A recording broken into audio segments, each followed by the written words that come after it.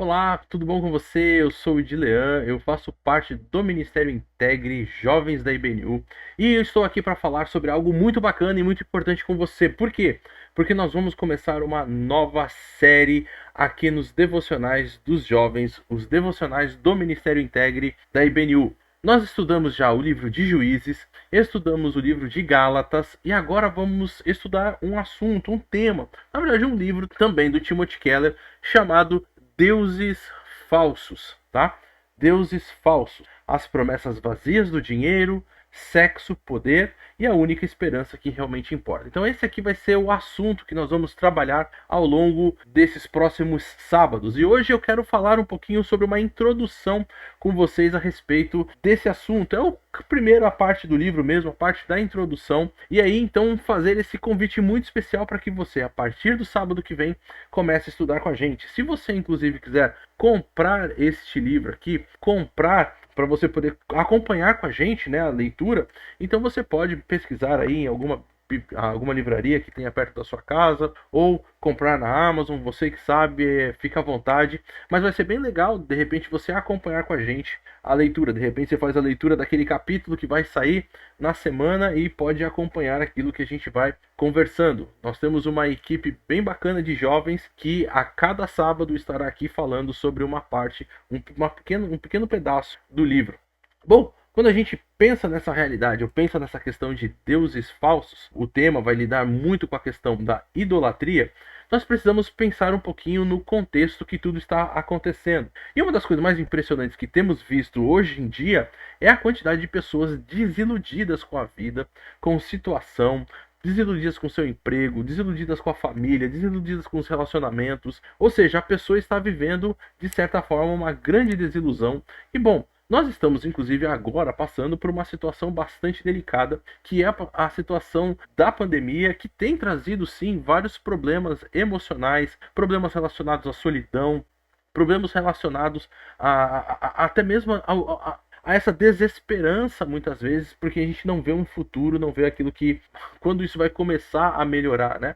E algumas dessas pessoas estão enfrentando problemas emocionais bastante profundos. Algumas até temos visto que têm tirado sua própria vida. A realidade tem sido bem difícil. Por isso nós queremos estudar um pouquinho sobre como termos essa esperança e como termos essa garantia das promessas do Senhor e termos Jesus como realmente o nosso verdadeiro Deus, aquele que é o nosso Senhor, Salvador e aquele que vai lidar com a nossa vida e com os nossos problemas. Vamos entregar realmente e totalmente nosso coração para Ele.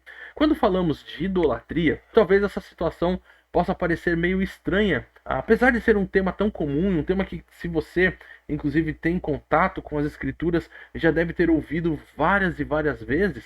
Mas talvez a imagem que fique na nossa cabeça seja uma imagem meio greco-romana, né? Simplesmente aquela questão, bom, dos grandes deuses que tinham ali, ou se você gosta de ler outros tipos de literatura, né? Eu, por exemplo, tenho duas filhas adolescentes, e aí a gente leu junto ali as aventuras ali do Percy Jackson e de tantas outras, e você tem todos aqueles panteões de deuses e da mitologia grega, romana e de tantas outras, egípcia e tantas outras questões, você fica meio assim, bom, o que é idolatria? Idolatria é eu ter uma imagem, uma estátua aqui na qual eu me curvo, na qual eu presto minhas homenagens, na qual eu reverencio, na qual eu torno essa imagem o meu Deus. É interessante quando nós olhamos para a própria escritura e vemos, por exemplo, Paulo chegando em Atenas e vê aquela cidade repleta de idolatria, repleta de deuses, inclusive o altar ao Deus desconhecido. Tem que ter altar para tudo. Isso muitas vezes nos faz pensar um pouquinho a respeito dessa situação. Como nós temos isso hoje na nossa realidade? Como temos isso hoje na nossa sociedade? Por que aquelas pessoas criavam tantos ídolos, ou tinham tantos ídolos? Uma das questões que estavam relacionadas é a questão da própria vida, é a questão daquilo que é o dia a dia da pessoa. Então, eles tinham deuses, por exemplo, para a fertilidade, para a guerra, Deus até para a alegria e para as festas, para o amor. E hoje nós criamos também outros tipos de ídolos, talvez, que também vão conectar o nosso coração com a nossa realidade, criando esse ambiente onde esse Deus ele passa a literalmente fazer parte, porque aquela situação da minha vida depende dessa outra questão, e essa outra realidade não é necessariamente o Deus que a Bíblia apresenta. E aí então, para algumas áreas da minha vida, eu começo a colocar algumas coisas que vão ser aquilo que vai realmente suprir essas necessidades, assim como aqueles homens antigos faziam. Então, talvez é verdade que a gente não se curve diante de Afrodite, ou diante de Ártemis, ou diante de qualquer outro deus aí que estava relacionado, mas muitas vezes algumas coisas estão relacionadas ao nosso dia a dia, como por exemplo, pessoas que estão aí sofrendo e que estão e que geram problemas emocionais e até físicos para sua vida por causa de como elas olham para o corpo. Então elas não se ajoelham diante de Afrodite, mas ela precisa estar na academia de uma forma que não é simplesmente para o bem-estar, não é simplesmente para fazer algo que seja bom para o seu corpo, para a sua vida, mas é porque ela tem uma preocupação tão exagerada com a imagem corporal que essa academia se torna o grande Deus, porque é ela que vai trazer toda essa questão. Os shoppings e o desejo de consumismo, os grandes prédios de negócio, por quê? Porque é neles que ganância vai acontecer, o desejo de poder, o desejo de ser o chefe, o desejo de ter as pessoas fazendo aquilo que eu quero, e para isso às vezes passam por cima de outras pessoas, mentindo, enganando. É interessante que Paulo, lá em Colossenses capítulo 3, no versículo 5, vai dizer que a ganância é uma idolatria. Estádios de jogos, coisas do nosso dia a dia, por nossa alegria e prazer de poder sentar lá, assistir um jogo, nos divertir com os amigos, acabam se tornando uma idolatria onde todo mundo tem que fazer e tem que curtir o mesmo time que eu, tem que torcer para o mesmo, que senão eu estou disposto até mesmo a matar outras pessoas, como nós tínhamos também nos tempos antigos. Olha só quanta coisa vai se tornando do nosso dia a dia, de certa forma, nossos grandes deuses, e não aceitamos que até mesmo outras pessoas falem mal a respeito desse nosso Deus.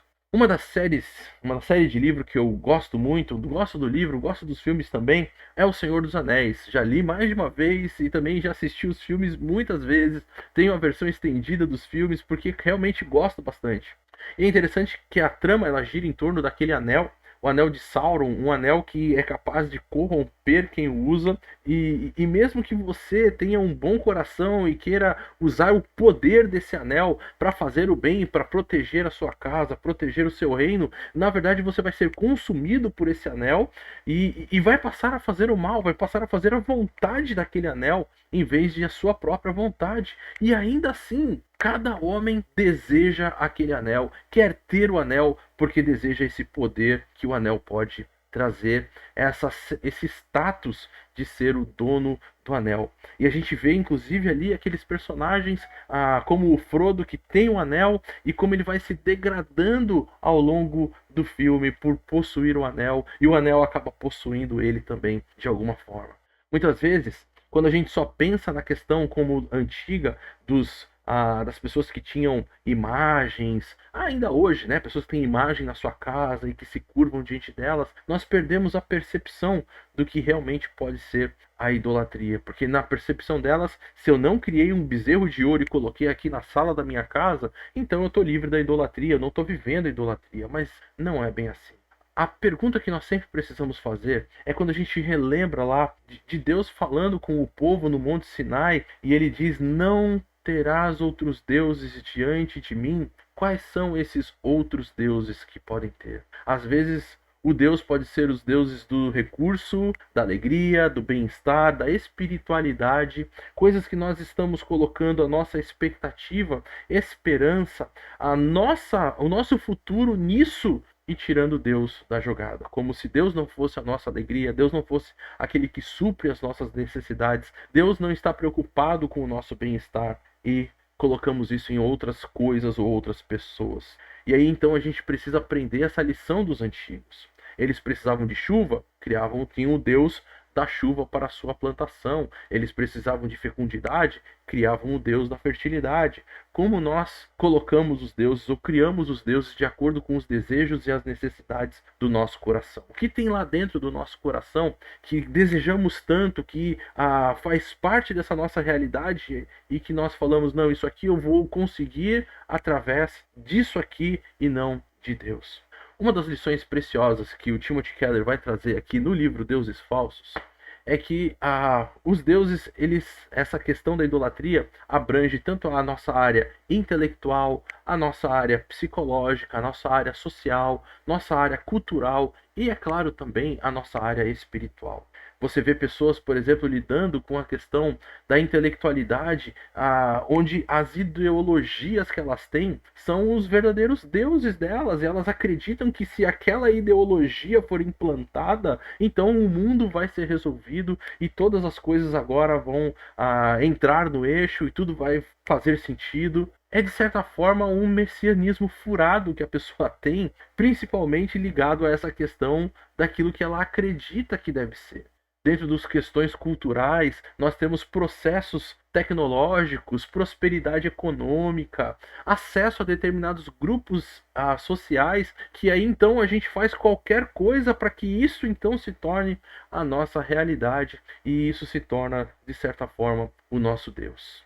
Eu queria encerrar esse nosso vídeo de introdução falando sobre 3 descrições objetivas que nós precisamos analisar nas nossas vidas em relação aos deuses falsos que nós criamos. Em primeiro lugar, o grande problema que nós temos é que nós acabamos amando os deuses falsos. É interessante que o próprio texto bíblico vai dizer que o povo de Israel se prostituiu, adulterou com os deuses falsos. Porque na verdade acaba se tornando um relacionamento, de certa forma, até mesmo amoroso. Um relacionamento onde eu acabo me sentindo, e essa é uma das grandes questões desse adultério, dessa idolatria, eu me sinto amado, valorizado, eu fui conquistado por esse Deus que foi criado pela minha própria cabeça. E isso nós precisamos tomar muito cuidado, porque nós acabamos literalmente amando esses ídolos que nós construímos. Depois de amar, nós passamos a confiar neles, achando que na verdade eles são o nosso Salvador e eles vão resolver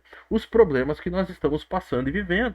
Nós recorremos a realizações pessoais, a recursos, a pessoas, porque acreditamos que elas vão solucionar as questões do nosso dia a dia e simplesmente esquecemos de Deus. O que é bastante interessante nessa realidade é que, de certa forma, nós temos um senso de que nós estamos no controle, porque afinal somos nós que estamos recorrendo a eles, somos nós que estamos administrando toda a situação.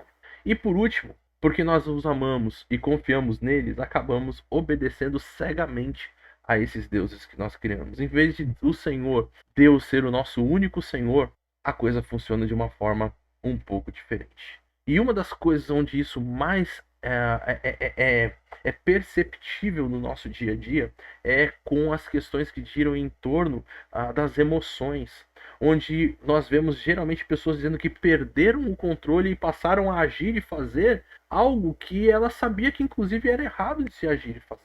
O nosso grande mandamento é amar a Deus e amar ao próximo como a nós mesmos. Mas muitas vezes, por causa da ira, por causa das insatisfações, por causa das tensões, nós acabamos agredindo as outras pessoas, mesmo quando sabemos que deveríamos amar. E nós então passamos a simplesmente obedecer a um padrão de vida, a um estilo de vida ou a uma realidade que nós mesmos sabemos que não é a correta de se fazer. Pensando em tudo isso, o que eu quero fazer é deixar aqui esse convite especial para você. Assista os nossos vídeos a partir de sábado que vem, porque serão vídeos muito bacanas que vão abençoar a sua vida.